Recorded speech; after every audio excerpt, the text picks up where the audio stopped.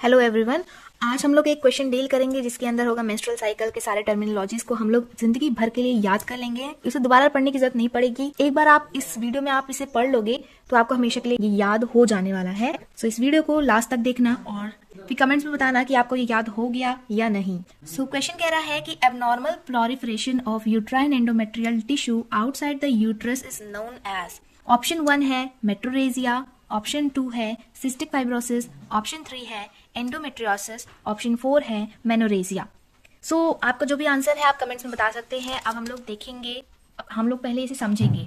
तो जो यूट्रस होता है वो 3 लेयर से मिलकर बना होता है। सबसे अंदर वाली लेयर होती है एंडोमेट्रियम, उसके बाहर वाली होती है मायोमेट्रियम और सबसे आउटर लेयर होती है पेरीमेट्रियम। सो इस डायग्राम में जो इनरमोस्ट लेयर है वो एंडोमेट्रियम होती है, जो बीच वाली लेयर है उसको मायोमेट्रियम कहते हैं। इसके अंदर रिच ब्लड सप्लाई होती है, इसीलिए इसको लिविंग लाइगेचर भी कहते हैं। किसको कहते हैं? मायोमेट्रियम को लिविंग लाइगेचर कहते हैं। जो आउटर मोस्ट लेयर होती है वो पेरीमेट्रियम होती है। ये प्रोटेक्टिव लेयर होती है, कवरिंग होती है। क्या होता है कि जो एंडोमेट्रियम होता है वो 2 लेयर से मिलकर बना होता है, बेसल लेयर और फंक्शनल लेयर। एंडोमेट्रियम 2 लेयर जो शेडिंग होती है मेंस्ट्रुएशन में वो होती है फंक्शनल लेयर की शेडिंग होती है, और जो बेसल लेयर होती है वो वहीं पे रुकी रहती है। और प्रेगनेंसी के टाइम पे यही फंक्शनल लेयर को डेसिडुआ कहा जाता है। मतलब कि ये जो फंक्शनल लेयर ऑफ एंडोमेट्रियम है, ये वाली लेयर एंडोमेट्रियम की, इसी को डेसिडुआ कहा जाता है। मतलब डेसिडुआ एंडोमेट्रियम, एंडोमेट्रियम डेसिडुआ एक ही लेयर है। ठीक, अब कुछ टर्मिनोलॉजीज हम लोग देखेंगे। जैसे ऑप्शंस में था मेट्रोरेजिया। मेट्रोरेजिया मतलब होता है एबनॉर्मल असाइक्लिक ब्लीडिंग।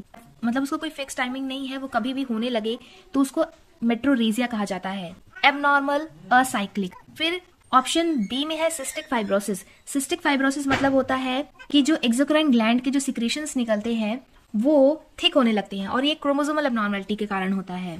फिर ऑप्शन डी में है मेनोरेजिया। मेनोरेजिया मतलब होता है एक्सेसिव ब्लीडिंग। अगर 80 ml से ज्यादा अगर ब्लीडिंग होने लगे तो उसको मेनोरेजिया कहते हैं। अब हम कुछ और टर्मिनोलॉजीज भी समझेंगे, जैसे कि पहला है मेट्रोरेजिया, दूसरा है मेनोरेजिया, थर्ड है मेनोमेट्रोरेजिया, फोर्थ है पॉलीमेनोरिया, फिफ्थ है ओलिगोमेनोरिया, सिक्स्थ है हाइपोमेनोरिया, सेवेंथ है डिस्मेनोरिया और 8th है क्रिप्टोमेनोरिया। पहले हम लोग ये समझेंगे मेट्रोरेजिया क्या होता है। ऑप्शन 1 में मेट्रोरेजिया ही ऑप्शन था तो हमने पढ़ लिया है। असाइक्लिक एबनॉर्मल ब्लीडिंग को कहा जाता है, कभी भी आ जाने को मेट्रोरेजिया कहते हैं। मेनोरेजिया को एपिमेनोरिया भी कहते हैं। अगर 80 ml से ज्यादा हो रहा है तो उसे मेनोरिया कहेंगे, एपिमेनोरिया कहेंगे। नॉर्मल कितना होना चाहिए? 20 to 80 ml होना चाहिए, एवरेज 50 ml मान सकते हैं। मेनोमेट्रोरेजिया मतलब इन दोनों का कॉम्बिनेशन। तो इसमें क्या होता है, एक्सेसिव असाइक्लिक ब्लीडिंग को ही मेनोमेट्रोरेजिया कहते हैं। पॉलीमेनोरिया मतलब कि अगर जो साइकिल है, पॉली मतलब ज्यादा, मेनोरिया मतलब मेंस्ट्रुअल साइकिल। तो अगर नॉर्मल एक ईयर में कितनी मेंस्ट्रुअल साइकिल आती है तो 13 होती है, लेकिन अगर 13 से ज्यादा हो रही है, 16, 17, 18, 20, अगर उससे ज्यादा हो रही है तो उसे पॉलीमेनोरिया कहेंगे। मतलब कि इसकी जो साइकिल होगी वो लेस देन 21 डेज से कम में अगर हो रहा है तो उसे पॉलीमेनोरिया कहेंगे। ओलिगोमेनोरिया मतलब, ओलिगो मतलब कम, मेनोरिया मतलब मेंस्ट्रुअल साइकिल, कम मेंस्ट्रुअल साइकिल।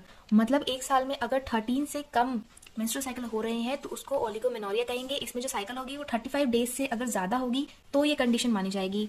हाइपोमेनोरिया मतलब कि इसमें कम ब्लीडिंग होती है, जैसे 20 ml से कम। नॉर्मल ब्लीडिंग कितनी होती है? 20 to 80 होती है। अगर 80 से ज्यादा हो रही है तो मेनोरेजिया, अगर 20 से कम हो रही है तो हाइपोमेनोरिया। डिस्मेनोरिया क्या होता है? डिफिकल्टी या फिर पेनफुल अगर ब्लीडिंग हो रही है तो उसको डिस्मेनोरिया कहते हैं। क्रिप्टोमेनोरिया क्या होता है? अगर हिडन ब्लीड हो रहा है, मतलब जिसमें कि अनपरफोरेटेड हाइमन होता है, उसके कारण जो ब्लीडिंग है वो हो रही है लेकिन वो बाहर दिख नहीं रही है, वो इंटरनली कहीं पे अक्यूमुलेट होने लगे, उसको क्रिप्टोमेनोरिया कहते हैं। फिर एक और टर्म होता है मिटलस्मर्स। इसमें क्या होता है कि पेनफुल ओव्यूलेशन होता है, मतलब ओव्यूलेशन 42 डेज में होता है। अगर उस टाइम पे पेन अगर ज्यादा हो रहा है तो उस कंडीशन को, पेनफुल ओव्यूलेशन को मिटलस्मर कहते हैं। तो ये था ओवरऑल मेंस्ट्रुअल साइकिल का पूरा टर्मिनोलॉजी। अब आपको ये याद हो गया हो तो आप कमेंट्स में बता सकते हैं, नहीं हुआ हो तो भी आप अपना फीडबैक जरूर दीजिएगा। Thank you.